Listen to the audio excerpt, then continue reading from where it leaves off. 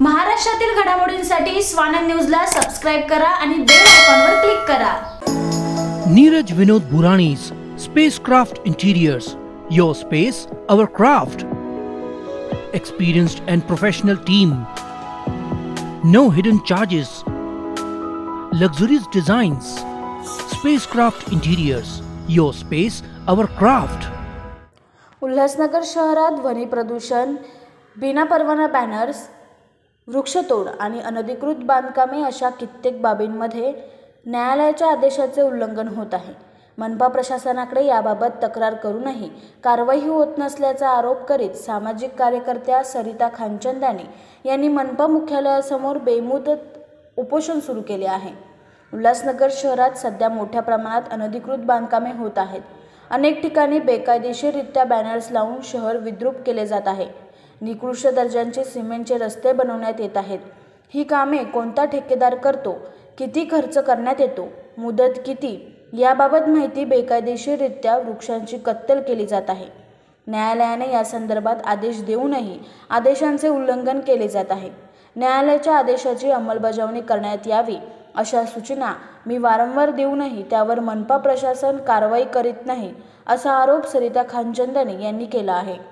नहीं, मैं आपके इस सवाल को कि जैसे ही उत्सव आता है तब सरिता खानचंदानी जागती है, तो आपके इस चैनल से मैं बहुत शुक्रगुजार हूँ कि मैं आपको ये बता दूँ कि मेरे हिंदुत्व को आप की सर्टिफिकेट न मांगे. मैं ब्राह्मण हूँ और मैं अगर अपने हिंदू त्योहारों में, तीज त्योहारों में कहीं प्रदूषण आता है तो मैं उसके खिलाफ हूँ. मैं उत्सव के खिलाफ हो ही नहीं सकती हूँ क्योंकि ये संवैधानिक है. मैं उन्माद के खिलाफ हूँ. और अगर आप बात कर रहे हैं तो PL 173 ऑफ 2010 ये जो जनहित याचिका है ये स्पष्ट, जिसमें लिखा हुआ है गणेश उत्सव, दही हंडी, नवरात्रि, मंदिर, मस्जिद सभी. आज ये पॉइंट आपने जब खोली है तो मैं आपको ये भी बता दूं कि ये कंप्लेंट है मेरी कि मुझे ये बताया गया कि उल्लासनगर में कोई मस्जिद ही नहीं है, मदरसे हैं और मदरसों पे लाउडस्पीकर नहीं है. तो आपके चैनल के माध्यम से आज मैं ये सवाल पूछती हूँ प्रशासन से कि ऐसी गुमराह करने वाली मुझे खबरें क्यों देते हैं, इन्फॉर्मेशन क्यों देते हैं. अगर मस्जिद नहीं है तो फिर लाउडस्पीकर कहाँ से बजते हैं. अगर मस्जिद नहीं है तो ये इतनी बड़ी बड़ी इमारतें मस्जिद की कैसे बनी. तो कहने का ये मेरा मतलब है कि भ्रष्टाचार के खिलाफ प्रशासन कुछ काम नहीं करना चाहती, प्रदूषण के खिलाफ कुछ काम नहीं करना चाहती. हाँ, मुझे बदनाम करने के लिए तो फिर कुछ भी हो सकता है. तो आप बिल्कुल मैं आपको आपके चैनल के माध्यम से क्लियर कर दूं कि उत्सव के विरुद्ध कोई हो ही नहीं सकता है. ये संवैधानिक है. तो प्लीज़ कोई गैर समझ न पालें. अगर फिर भी है तो आप मुझसे पर्सनल संपर्क करें. मैडम, पालिका की तरफ से अभी कुछ आश्वासन आपको आया है नहीं? अभी तक कोई अधिकारी मिलने आया है नहीं आपको? देखिए, अभी फायर ब्रिगेड के अधिकारी नेटके सर आए थे जो DMC लिंगरेकर जी का एक संदेशा लाए. लिंगरेकर जी से तो मैं मिल चुकी हूँ. देखिए ना, RTI डालने का कोई असर है, ना अपील करने का कोई असर है, ना पत्र लिखने का असर है, ना पर्सनल भीख मांगने का असर है. तो उनसे मिलकर करूँ क्या. मैं यहाँ पर एक अथॉरिटी के लिए नहीं बैठी हूँ क्योंकि मेरी जो प्रॉब्लम है वो सभी से जुड़ी हुई है और सभी हैंड इन ग्लो है. सभी इस नदी में डुबकी मार रहे हैं. तो फिर जब बात मैं कर चुकी हूँ, लिंगरेकर सर से मिल चुकी हूँ, आशीष सर से मिल चुकी हूँ. मिलने के बाद, वादा करने के बाद मेरे फंडामेंटली मैं जो मेरा अधिकार है, पत्र लिखने के बाद मुझे जवाब चाहिए, RTI डालने के बाद मुझे जवाब चाहिए, वो नहीं मिल रहा है. तो मैं अब बात करके किससे क्या करूँ, आप बताइए मुझे.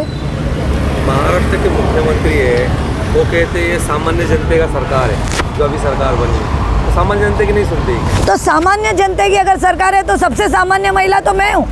क्योंकि अगर नेता है और वो ज़मीन हड़प कर रहा है, सुनवाई नहीं. मैं आम जनता तो मैं हूँ जो रोड रिपेयर के करोड़ों के गबन सबूत दे रही हूँ, उसकी सुनवाई नहीं. तो ये कैसे आम जनता की सरकार है. आप मुख्यमंत्री हैं, आपके सुपुत्र आशीष सर से मिल चुकी हूँ.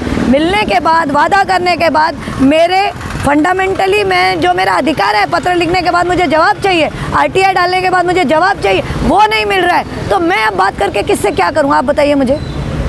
महाराष्ट्र के मुख्यमंत्री है, वो कहते हैं ये सामान्य जनता का सरकार है जो अभी सरकार बनी है. तो सामान्य जनता की नहीं सुनती. तो सामान्य जनता की अगर सरकार है तो सबसे सामान्य महिला तो मैं हूँ. क्योंकि अगर नेता है और वो ज़मीन हड़प कर रहा है, सुनवाई नहीं. मैं आम जनता तो मैं हूँ जो रोड रिपेयर के करोड़ों के गबन सबूत दे रही हूँ, उसकी सुनवाई नहीं. तो ये कैसे आम जनता की सरकार है.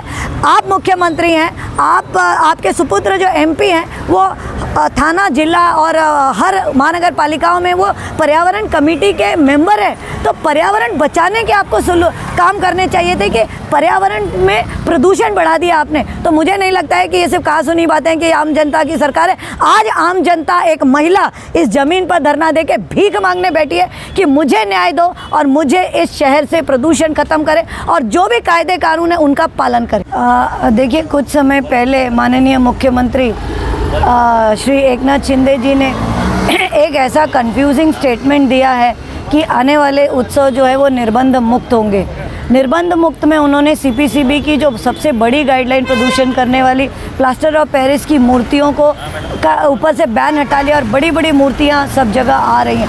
इससे जो प्रदूषण का लेवल है वो बहुत ज़्यादा बढ़ गया है। उसी के साथ साथ एक ऐसा असमंजस क्रिएट हो गया है जिसमें कि वायु प्रदूषण, ध्वनि प्रदूषण भी बढ़ गया है। तो इस तरह से अगर माननीय मुख्यमंत्री जी को कोई इस तरह का निर्बंध मुक्त करना था तो उन्हें प्रॉपर जीआर निकालना था। उन्होंने कुछ छोटे मोटे फटाफट ऐसे जीआर निकाले जिसमें उत्सव मनाने के लिए सुविधाएं दी, लेकिन मेन जो हाईकोर्ट और सुप्रीम कोर्ट के ऑर्डर्स थे, सीपीसीबी के जो ऑर्डर्स थे, उनकी मनाही का कोई जीआर नहीं था।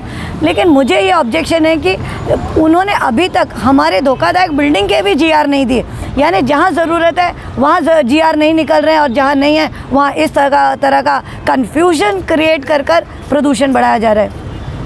दूसरे ये बात है कि जो जनहित याचिकाओं में जो मैं डायरेक्टली इन्वॉल्व हूँ, PL 173 ऑफ 2010 जो इलीगल पंडाल और ध्वनि प्रदूषण से रिलेटेड है, PL 155 ऑफ 2016 जो इलीगल ट्री कटिंग के लिए कि धड़ाधड़ बिना सोचे समझे उल्लासनगर में इतने सारे पेड़ कट रहे हैं जिसमें बिल्डर लॉबी को ओपन महानगर पालिका सपोर्ट कर रही है। और हमारे इतने सारे कंप्लेंट्स के साथ जब हम एविडेंस भी दे रहे हैं लेकिन उस पर कोई सुनवाई नहीं हो रही है, कोई तकरार निवारण नहीं है।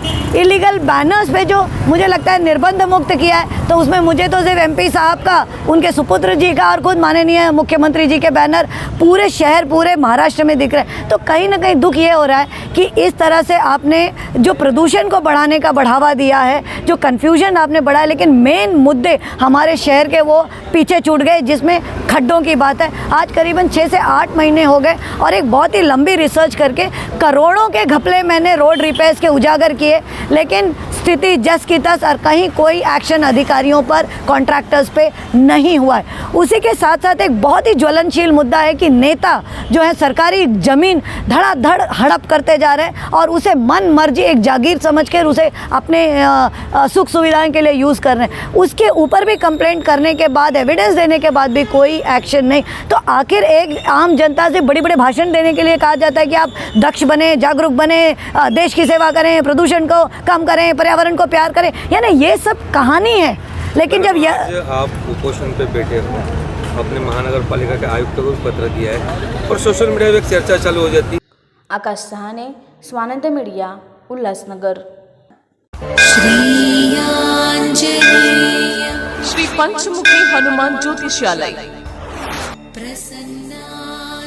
हनुमान उपासक पंडित श्री विश्वनाथ भट्ट गुरु जी, साउथ इंडियन फेमस एस्ट्रोलॉजर। बहुत ज्योतिषी के पास जाकर भी आप निराशा है? एक बार भगवान पर विश्वास रखकर मिले, एक मुलाकात आपका तकदीर बदल देगा। आपका हस्तरेखा, जन्म कुंडली, फेस रीडिंग से आपका जीवन का पूरा भविष्य बताते हैं। शिक्षण, नौकरी, कर्ज मुक्ति, राजकारण, शत्रु पीड़ा, सास बहू में त्रास, स्त्री पुरुष प्रेम, प्रेम भंग, पति पत्नी समस्या, कोर्ट कचहरी, धन संपत्ति, विदेश यात्रा, बिजनेस, शारीरिक और मानसिक चिंता, संतान सुख, आपका जीवन का A to Z समस्याओं के लिए तुरंत मार्गदर्शन मिलेगा। गुरु जी के पास विश्वास रखकर आइए, 100% संपूर्ण मार्गदर्शन मिलेगा। आपका हर एक समस्याओं को गुप्त रखा जाएगा। गुरु जी को आज ही अवश्य मिलिए। श्री पंचमुखी हनुमान कृपा से तुरंत निवारण किया जाएगा। पंडित जी हिंदी, मराठी, कन्नड़ से भविष्य बताते हैं। पता Sai paradise building, shop number 5, Ruchira jewellers के बाजू में, गुप्ते रोड, रेलवे स्टेशन के पास, Dombivli west, Mumbai. Phone number 9663296566।